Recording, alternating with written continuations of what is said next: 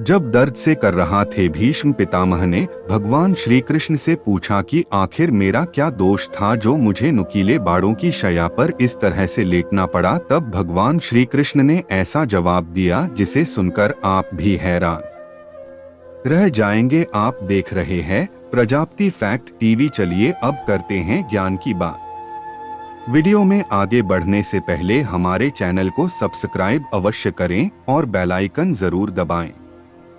साथ ही में जय श्री कृष्ण अवश्य लिखें। हमारे हिंदू धर्म में कर्म की प्रधानता शुरू से ही है।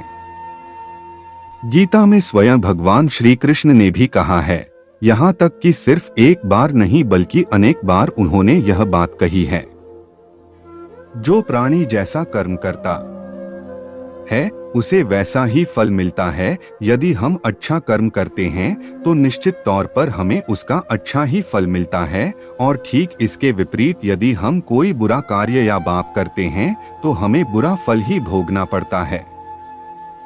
लेकिन यदि हम महाभारत ग्रंथ का अध्ययन करते हैं तो हम पाते हैं कि महाभारत में पितामह भीष्म एक ऐसा चरित्र थे जिन्होंने निस्वार्थ भाव से हस्तिनापुर की सेवा की थी, जिन्होंने ब्रह्मचर्य का पालन किया और अपने पिता के लिए हस्तिनापुर का राज्य सिंहासन छोड़ दिया।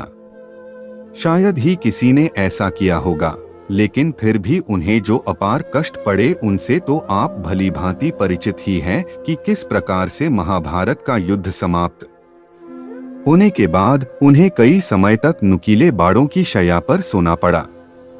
अब प्रश्न उठता है कि आखिर उन्होंने ऐसा कौन सा कर्म किया था जो उन्हें अपार कष्ट भोगना पड़ा। ये सवाल सिर्फ हमारे मन में ही नहीं बल्कि स्वयं भीष्म पितामह के मन में भी उठा था।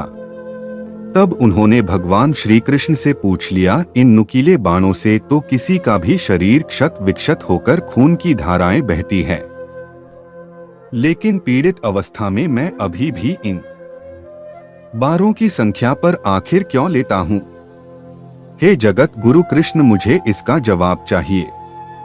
मैंने निस्वार्थ भाव से हमेशा हस्तिनापुर की देख रही की और हमेशा उसे शक्तिशाली आक्रमणकारियों से बचाया, फिर भी आखिर मेरी ऐसी दुर्दशा क्यों? अपने पिता के लिए मैंने ब्रह्मचर्य का पालन किया, एक एक कर कर मेरे परिवार के सभी सदस्य मारे गए, लेकिन फिर भी मैं हस्तिनापुर की सुरक्षा करता रहा। आखिर मेरे साथ ही ऐसा क्यों हुआ?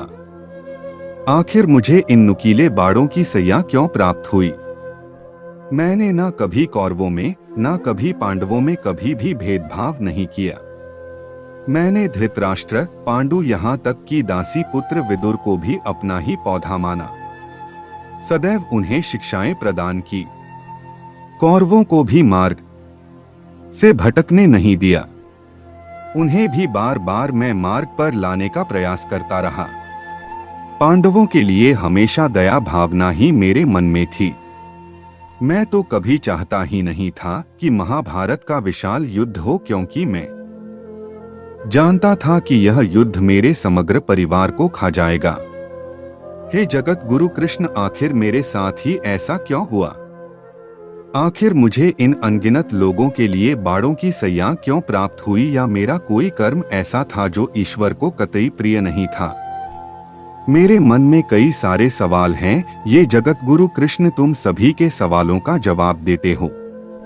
अब मेरे इन कठोर सवालों के जवाब मुझे तुमसे ही सुनने हैं, तो मुझे बताओ कि आखिर मेरा क्या कम था जो मुझे नुकीले बाड़ों की शैया प्राप्त हुई? तब भगवान श्री कृष्ण मंद मंद मुस्कुराए और उन्होंने भेष विदामा से पूछा, विदामा, क्या आपको अपने पिछले जन्मों के कर्म याद है? तब भीष्म ने कहा, हे जगत गुरु कृष्ण, मुझे अब तक मेरे दास जन्म याद है, जिसमें मैंने शायद ही कोई पाप ऐसा किया हो जिससे मुझे ये असहनीय पीड़ा भोगनी पड़ रही है।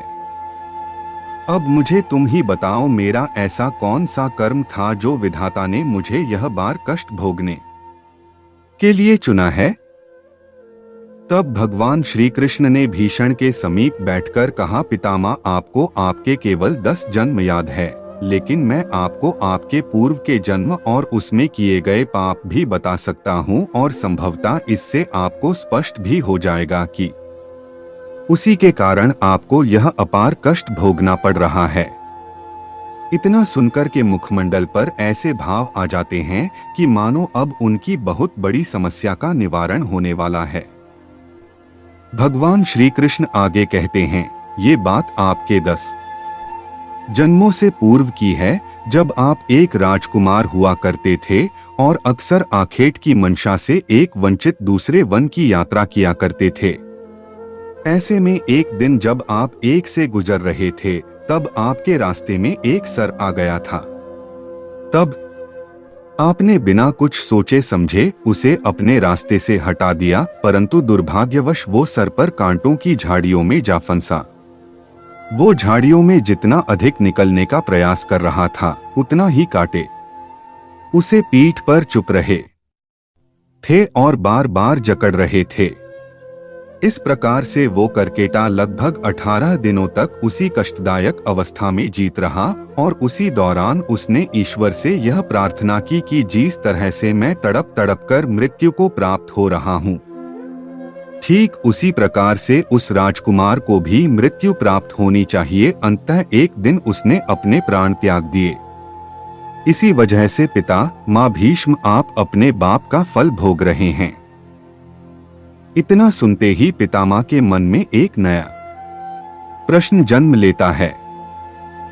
वो कहते हैं, जगतगुरु कृष्ण, यदि ऐसा है तो फिर मैंने अपने पूर्व के 10 जनवरी बिना किसी कष्ट के बिताए आखिर क्यों? मुझे उस बाप की सजा अगले जन्म में नहीं बल्कि इसी जन्म में मिली है। तब भगवान श्री कृष्ण कहते हैं, उसके पीछे का मुख्य कारण पितामह ये हैं कि उन जन्मों में आपने कोई ऐसा कृत्य नहीं किया था जो बाप की श्रेणी में आता हो, इसीलिए आपको उन जन्मों में उस करकेटे का शाप नहीं लगा। इतना सुनकर बेशक पितामह ने कहा है, देवकी नंदन, आखिर मुझे ये बताओ कि इस जन्म में मुझसे क्या भूल हो गई जिसकी वजह से मुझे इतने पुराने श्राप को भोगना पड़ रहा है। इस पर भगवान श्री कृष्ण फिर से कहते हैं, पितामह, इसमें भी कोई कहने वाली बात है, क्योंकि सत्य तो आपसे भी नहीं छुपा है, परंतु मैं आपको बता देता हूँ। आपने इस जन्म में आपने हस्तिनापुर की रक्षा करने का प्रण लिया और साथ में उसका पालन भी किया, लेकिन फिर भी आपने हस्तिनापुर की गद्दी पर बैठने वाले उस अधर्मी अल्प बुद्धि वाले घंघोर अत्याचारी दुर्योधन का साथ दिया। बस आपके पहले पाप की यही शुरुआत थी और दूसरा पाप तब हुआ तब आपके आंखों के सामने उस भरी सभा में, पांडवों की सभा में, आपकी कुल वधू का चीरहरण हुआ, लेकिन आपने धर्म के पथ पर चलने के बावजूद नहीं शकुनी को टोका, नहीं दुर्योधन को ऐसा